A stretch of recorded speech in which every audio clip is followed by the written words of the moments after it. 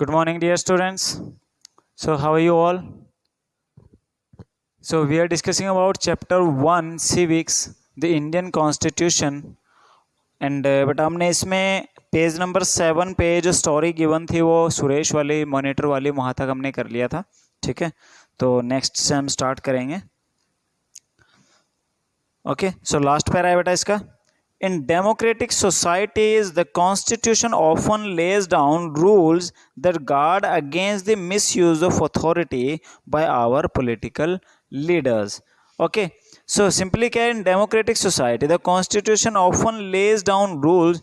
जो constitution है वो क्या करते हैं, वो कुछ ऐसे rules बना के हम रखते हैं उनमें that guard against the misuse of authority by our political leaders. जो कि हमारे पॉलिटिकल लीडर्स अगर कोई अपने पावर का मिसयूज़ कर रहे हो तो उसके अगेंस्ट हमें क्या करता है, गार्ड करता है, हमारी रक्षा करता है.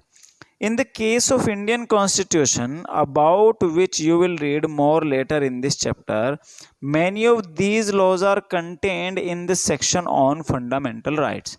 अब क्या है कि अभी हमें इसमें पढ़ेंगे क्या क्या अपने कॉन्स्टिट्यूशन में है. ठीक है, जैसे एक मेजर पार्ट होता है फंडामेंटल राइट्स.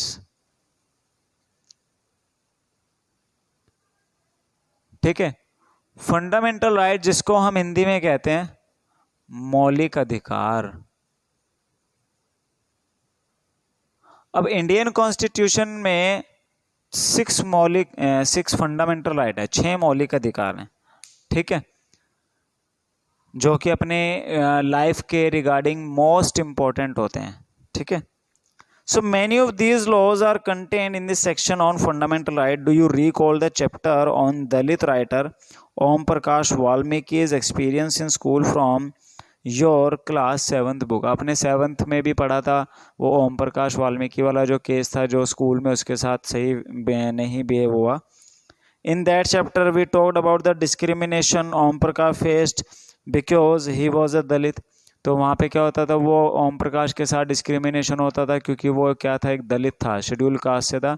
तो बाकी जो अपर कास्ट बच्चे थे वो उसके साथ डिस्क्रिमिनेशन करते थे. And you read about how the Indian constitution guaranteed the right to equality to all person and says that no citizen can be discriminated against on ground of religion, race, caste, gender and place of birth.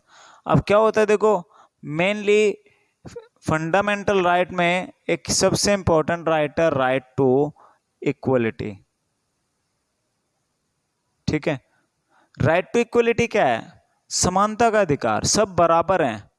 ठीक है, कोई अमीर है, गरीब है, upper caste, lower caste, किसी के height कम है, किसी की हाइट ज़्यादा है. ठीक है, कोई हिंदू है, मुस्लिम, सिख, ईसाई, वेदर कुछ भी है, सब क्या है, कॉन्स्टिट्यूशन की नज़रों में बराबर हैं. अगर मैं मर्डर कर देता हूँ, कोई और मर्डर कर देता है, ठीक है, तो जो केस लगेगा वो सब पे सेम ही लगेगा. ऐसा कोई प्रोविज़न नहीं है भाई रिच बंदों पे तो 3 साल की जेल होएगी, गरीब बंदे को 7 साल की जेल होएगी, ऐसा कोई सीन नहीं है, सब इक्वल हैं. तो राइट टू इक्वलिटी जो फंडामेंटल राइट है वो ये श्योर करती है no one can be discriminated on any against any base. किसी भी पर्सन को हम क्या कर सकते, डिस्क्रिमिनेट नहीं कर सकते. ठीक है, अब ऐसा नहीं है, मान लो तुम क्लास में 10 बच्चे हो. ठीक है, अब तुम में से कोई रिच है, कोई पुअर है, कोई अपर कास्ट है, लोअर का. अब मैं ऐसा तो नहीं कहूँगा भाई तुम ये रिच वाले बच्चे आगे बैठो, पुअर वाले बच्चे पीछे बैठ जाओ. ठीक है, या जिनकी हाइट कम है वो वाले बच्चे वहाँ कोने में बैठो. ठीक है, हाँ कुछ बेटरमेंट के लिए ज़रूर कर सकते हैं. अब मान लो किसी बच्चे का हाइट छोटा है, ठीक है, किसी का बड़ा है, अगर बड़ी हाइट वाला बच्चा आगे बैठ जाएगा तो पीछे छोटी हाइट वाले बच्चे को अड़ेगा, वो बोर्ड दिखेगा नहीं. तो टीचर कह सकता है हाँ भी बेटा तू पीछे चल और तू आगे आ जा. बट उसका टारगेट ये नहीं होगा, वो डिस्क्रिमिनेशन नहीं कर रहा, वो तो बल्कि बेटरमेंट है. ठीक है, हाँ बट अगर कहीं पे डिस्क्रिमिनेशन हो रहा है तो ये कॉन्स्टिट्यूशन में स्ट्रिक्टली प्रोहिबिटेड है. चाहे कोई रिलीजन बेस पे, धर्म के बेस पे भी डिस्क्रिमिनेशन नहीं कर सकते, रेस के बेस पे यानी कि उसके जो नस्ल है या उसके प्लेस ऑफ बर्थ पे, भाई वो कहाँ पैदा हुआ था, ठीक है, किसी भी बेस पे हम क्या है इंडिया में डिस्क्रिमिनेशन नहीं कर सकते, ना हमारे पार्लियामेंट कोई ऐसा रूल बना सकते जो किसी एक पर्टिकुलर या किसी के फेवर में हो या किसी के पर्टिकुलर अगेंस्ट हो, ठीक है।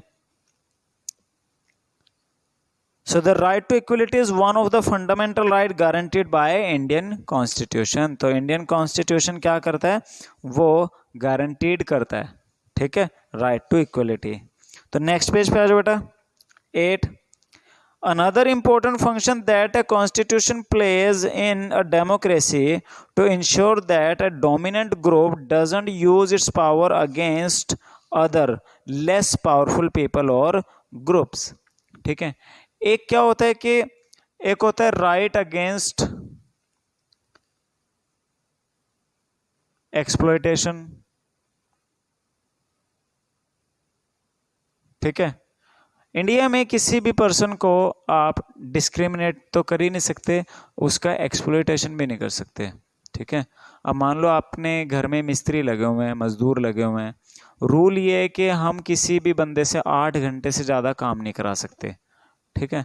हाँ, अगर वो वैसे ही अपनी मर्जी से हम उसको एक्स्ट्रा पेमेंट दे रहे हैं, भाई तू 1 घंटा काम और कर दे, 50 रुपये और ले लियो, 100 रुपये और ले लियो, वो अपनी मर्जी से रुक जाए तो रुक जाए, धक्का नहीं कर सकते हम, क्योंकि वो क्या कर सकता है, कंप्लेंट कर सकता है इसके अगेंस्ट, ठीक है। तो एक फंक्शन ये भी है कि that constitution plays in a democracy to ensure that dominant group doesn't use its power against less powerful people और ग्रुप। भाई जो सोसाइटी में या कंट्री में डोमिनेंट ग्रुप है, यानी जिनकी नंबर ज़्यादा है, जिनकी पॉपुलेशन ज़्यादा है, जिनके पास पैसा ज़्यादा है, वो लेस पावरफुल पीपल को क्या करने लगें, एक्सप्लॉयटेशन करने लग जाएं, ठीक है। The story board below demonstrate one such situation in the classroom. अब नीचे एक और स्टोरी है। अब क्या हो गया, गेम पीरियड शुरू हो गया। The game period is about to begin, let's, अब लड़कियां क्या कह रही हैं, let's play basketball today for a change. भाई आज ना गेम चेंज कर लेते हैं, आज आप खेलते हैं बास्केटबॉल। बट लड़के क्या कह रहे हैं, no we will play cricket, भाई हम तो क्रिकेट ही खेलेंगे, ठीक है। सो अब लड़कियां क्या कह रही हैं, we always have to do what the boys want because they are in a majority. अब लड़कियां क्या कह रहे हैं, भाई हमें हमेशा ही लड़कों वाली बात माननी पड़ती है क्योंकि वो मेजोरिटी में है, भी क्लास में लड़के ज़्यादा हैं, वहाँ पे लड़कियां कम हैं, ठीक है। तो दूसरी लड़की कह रही है उसको कि ma'am should think of another way to make decision so that our wishes are also heard, ठीक है। अब उनकी आपस में तो उनकी मेजोरिटी है लड़कों की, वो हमेशा अपने चलाते हैं, भाई नहीं हम तो क्रिकेट ही खेलेंगे। तो लड़कियां जो खेलना चाहें उनकी बातें गौर ही नहीं आती। तो एक लड़की ने क्या बोला, ठीक है हम इसमें मैम से बात करते हैं, भाई वो कोई ऐसा तरीका ढूंढे जिसमें हमारी भी वैल्यू हो, हमारे भी गेम को वैल्यू मिले, ठीक है। The teacher decide to settle the problem with a show of hands, ठीक है। सो उसमें क्या हुआ है, अब टीचर ने जो सेटिंग किया, जो तरीका ढूंढा था, उसमें भी लड़के ही जीत गए। नाउ बॉयज आर लाफिंग ही वी हैव वॉन। अब लड़कियां, obviously there are more boys in the class. अब हुआ क्या होगा, या तो मैम ने कहा होगा भाई जो बच्चे ज़्यादा खेलना चाहते हैं, ज़्यादा क्रिकेट खेलना चाहते हैं तो क्रिकेट खेल लो, बास्केटबॉल खेलना चाहते हैं तो बास्केटबॉल खेल लो।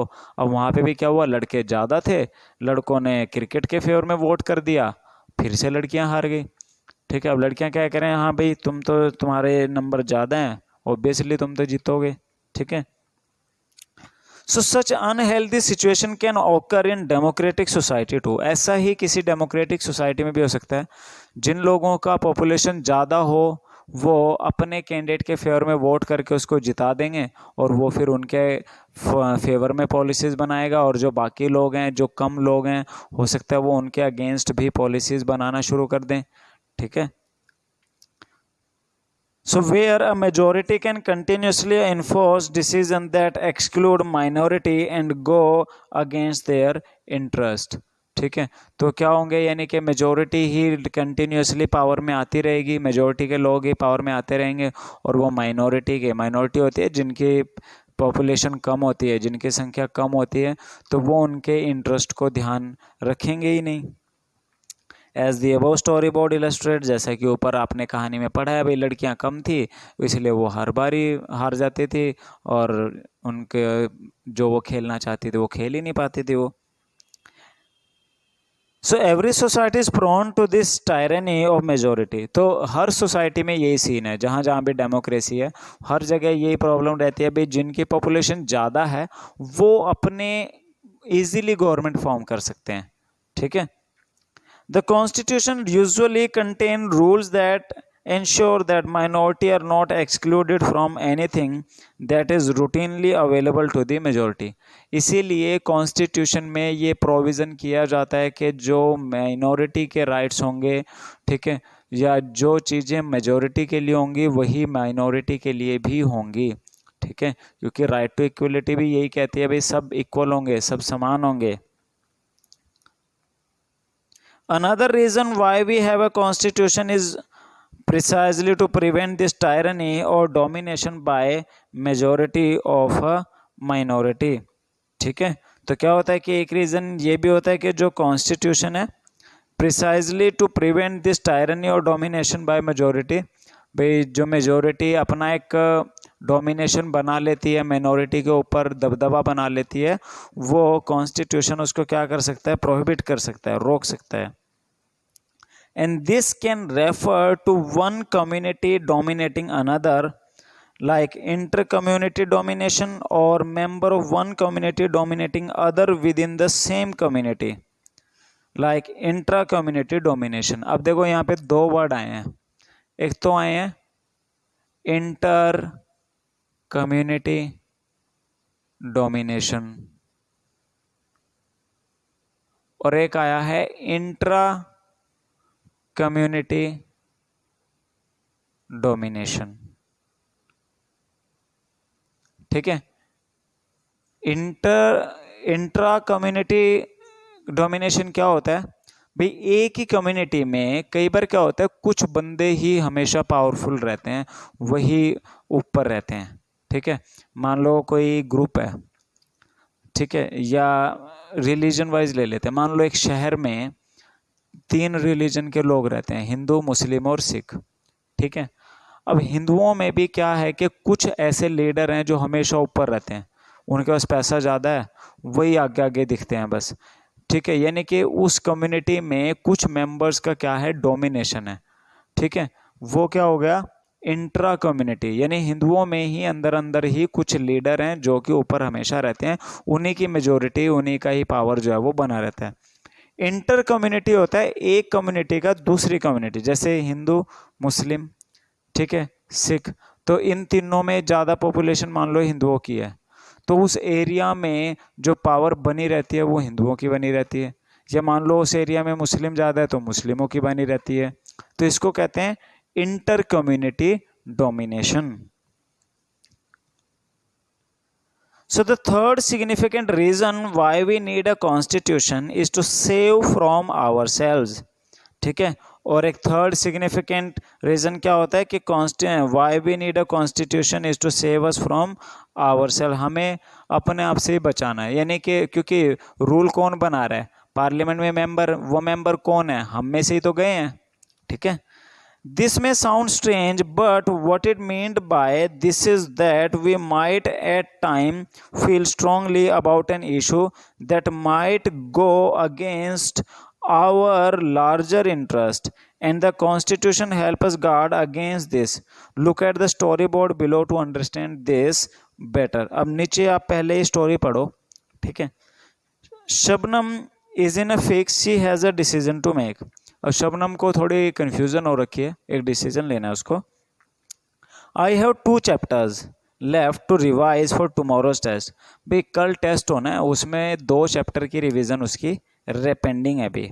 But it's time for my favourite TV programme, but उसी टाइम कोई सीरियल आना होगा, कोई टीवी प्रोग्राम आना होगा जो उसका फेवरेट है, उसको वो छोड़ती नहीं है। I am dying to watch it, और उसका बड़ा दिल कर रहा है वो शो देखने का, ठीक है, बट प्रॉब्लम ये है उसकी रिवीजन पेंडिंग है, ठीक है। तो अब उसकी टेंशन ये है भाई वो अपना रिवीजन करे या वो टीवी देखे, दोनों सिचुएशन इंपॉर्टेंट हो गई उसके लिए। But if I do that I won't have time to finish my revision. अब उसको ये भी, अगर वो अपना सीरियल देखने लग जाए फेवरेट, तो उसको रिवीजन का टाइम नहीं बचेगा। एक ही काम होएगा, या तो वो सीरियल देख ले या फिर वो रिवीजन कर ले। So Shabnam why are you looking so worried. अब उसके मदर ने पूछा, भाई क्या दिक्कत होगी बेटा, इतना टेंस्ड क्यों। I want to watch this TV programme but I have a test tomorrow. भाई मेरे को ये टीवी प्रोग्राम भी देखना है, सीरियल भी देखना है, और मेरा टेस्ट भी है कल।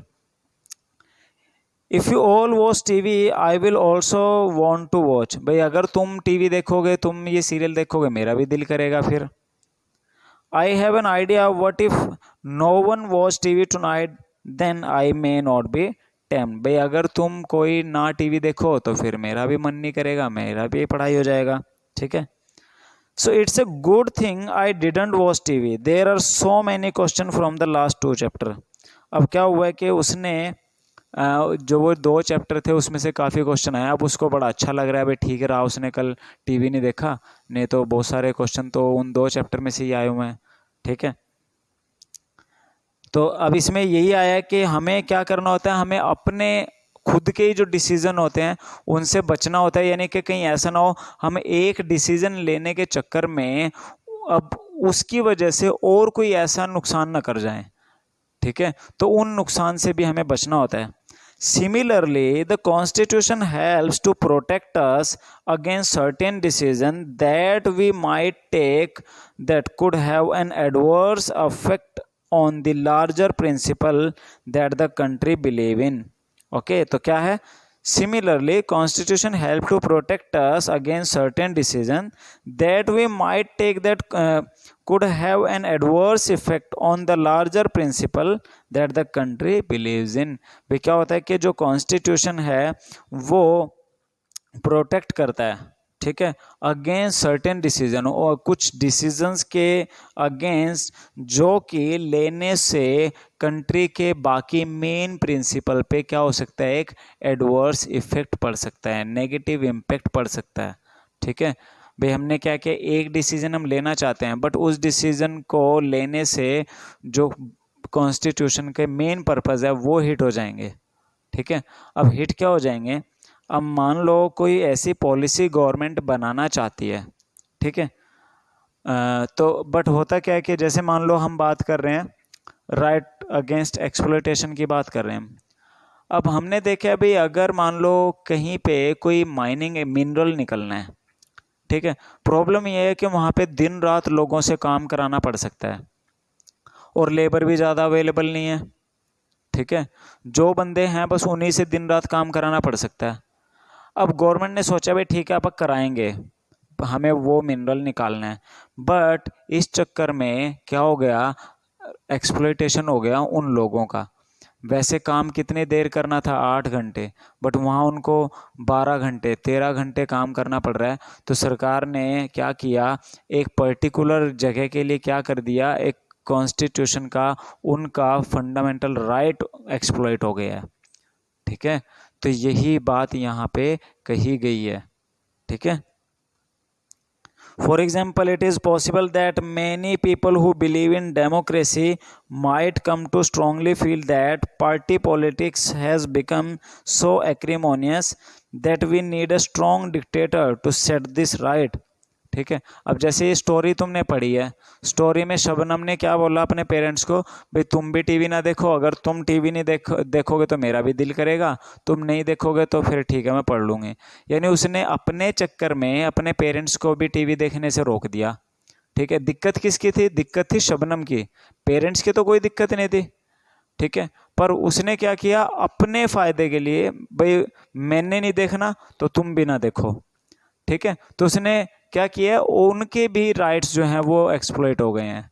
क्लियर। तो यहाँ पे ये बात है कि अब ये क्या कह रहा है कि फॉर एग्जांपल अब मान लो कोई ये if it is possible that many people who live in a democracy might come to strongly feel that the party politics has become so acrimonious that we need a strong dictator to set this right. भाई कुछ लोगों को ऐसा लगता है, ठीक है, कि ऐसा हो सकता है कि कुछ लोगों को ऐसा लगे कि ये जो पार्टी पॉलिटिक्स है, ये जो डेमोक्रेसी है, इसने तो बल्कि काम और ख़राब कर दिया।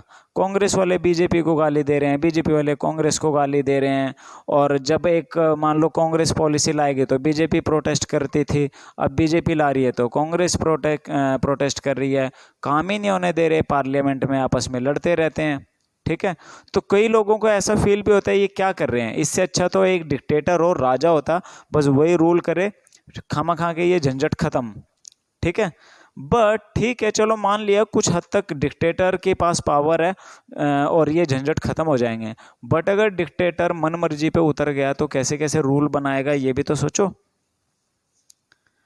So swept by this emotion, they may not realize that in the long run, dictatorial rule goes against all their interest. भाई ठीक है, शॉर्ट पीरियड के लिए तो तुम्हें फायदेमंद लग सकता है dictatorial rule, but long run में कहीं ना कहीं वो क्या हो जाएगा, वो मन मर्जी चलाने लग जाएगा और तुम्हारे जो इंटरेस्ट है उनका ध्यान नहीं रखेगा।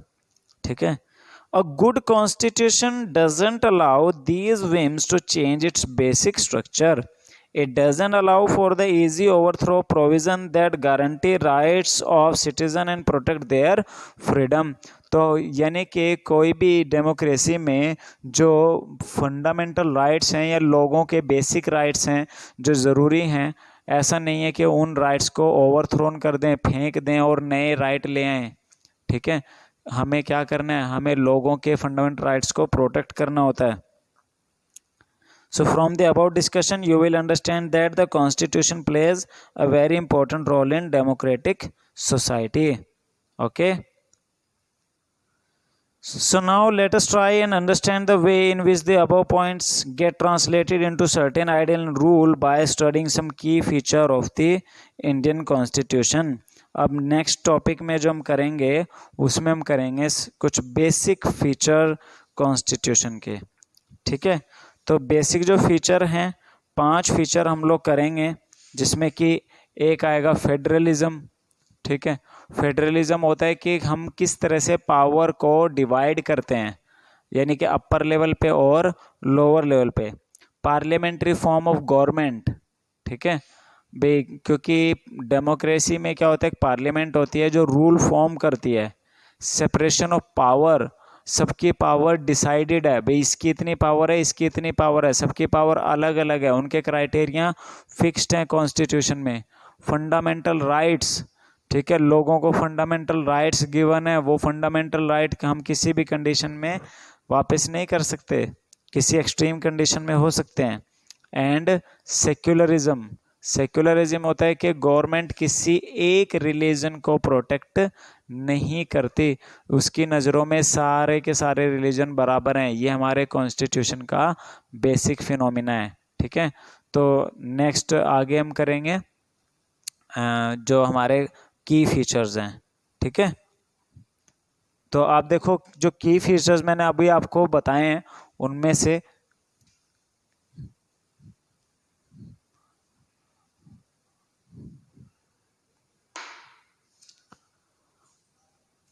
So the Indian Constitution key features.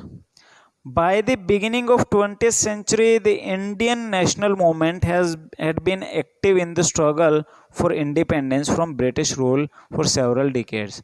अब आपको पता है कि इंडिया में पहले ब्रिटिश रूल था। ठीक है, इंग्लैंड के लोग यहाँ रूल करते थे, तो बहुत लंबी लड़ाई हमने लड़ी है इंडिपेंडेंट होने के लिए। During the freedom struggle, the nationalists had devoted a great deal of time to imagining and planning what a free India would be like. तो जो नेशनलिस्ट थे वो इस बात पे पूरा सोच विचार करते थे, भाई आज़ाद होने के बाद, इंडिपेंडेंस के बाद इंडिया कैसा होना चाहिए, उसका कॉन्स्टिट्यूशन कैसा होना चाहिए। Under the British, they had been forced to obey rules that they had very little role in making. तो ब्रिटिश रूल में उनको वो रूल फॉलो करने थे जिन रूल को फॉर्मुलेट करने में या जिन रूल को बनाने में उनका कोई रोल नहीं था। अब इंडियंस तो उस टाइम पे रूल नहीं फॉर्म करते थे क्योंकि हमारी तो पावर ही नहीं थी। ब्रिटिशर्स ही रूल मेकिंग में आते थे, वही रूल बनाते थे, वो रूल हमें मानने पड़ते थे। The long experience of authoritarian rule under the colonial state convinced Indian that free India should be a democracy in which everyone should be treated equally and be allowed to participate in the government. ठीक है, तो क्या होगा कि उन्होंने ऐसा सोचा, जो नेशनलिस्ट थे, जो हमारे फ्रीडम फाइटर थे, कि आने वाला जो इंडिया होगा वो कैसा होगा, वो सबके लिए बराबर होगा, सारे बराबर होंगे, किसी के साथ कोई डिस्क्रिमिनेशन नहीं होगा, और सभी गवर्नमेंट में भी पार्टिसिपेट कर सकेंगे, यानी कि इलेक्शन लड़ना सबके लिए फ्री होगा, कोई भी पर्सन इलेक्शन लड़ सकेगा, गवर्नमेंट फॉर्मेशन में आ सकेगा. So what remained to be done then was to work out the ways in which a democratic government would be set up in India and the rules that would determine its functioning. ठीक है, तो उसके लिए करना क्या था भाई, वो सब रूल्स, वो सब लॉ लेके आने थे जो कि इस तरह की कंट्री के लिए इम्पोर्टेंट थे. So this was done not by one person but by a group of around 300 people who became member of Constitution Assembly in 1946. तो क्या हुआ था कि ब्रिटिश पीरियड में ही जब ये फाइनल हो गया भाई आपको 1948 से पहले पहले हम इंडिपेंडेंस दे देंगे, तो 1946 में इलेक्शन हुए पूरे इंडिया में और एक कॉन्स्टिट्यूशन असेंबली बनी थी. जैसे आज पार्लियामेंट है, इसी तरह एक कॉन्स्टिट्यूशन असेंबली बनी थी इलेक्शन से. ठीक है, तो उसमें जो मेंबर थे उन्होंने कॉन्स्टिट्यूशन को बनाया. तो कॉन्स्टिट्यूशन कोई एक बंदे ने नहीं बनाया हुआ, इसमें तो बहुत लोग थे. And who met periodically for the next 3 years to write India's constitution. तो लगभग 3 साल उनको लगे, लगभग 2 साल 11 महीने 18 दिन उनको लगे कॉन्स्टिट्यूशन को फॉर्मेट करने में, बनाने में. ओके बेटा, तो आज हम करेंगे यहाँ तक, उसके बाद नेक्स्ट में. ठीक है, तो बेटा ध्यान से आप इसको करो. क्लियर? कोई आपको समझ नहीं आता तो चैट में पूछ लिया करो. ठीक है, ओके, थैंक यू बेटा.